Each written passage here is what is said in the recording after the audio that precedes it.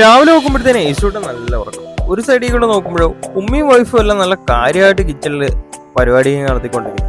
കിഴങ്ങേറിക്കാണ്ട് കിടക്കും കാര്യങ്ങളെല്ലാം വറുത്ത് നോക്കുമ്പോഴോ നല്ല ചൂട് ഇടിയപ്പം ഇങ്ങനെ ആവി ഉറക്കണം.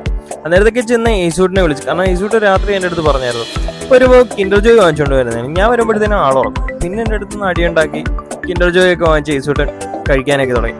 സമയം നോക്കുമ്പോഴത്തേനും സ്കൂളിൽ പോകാറായി. പിന്നെ യൂണിഫോമും കാര്യങ്ങളും എല്ലാം എടുത്തിട്ട് സെറ്റായി നോക്കുമ്പോൾ ആള് ഇതാ റെഡിയായി നിൽക്കുന്നു.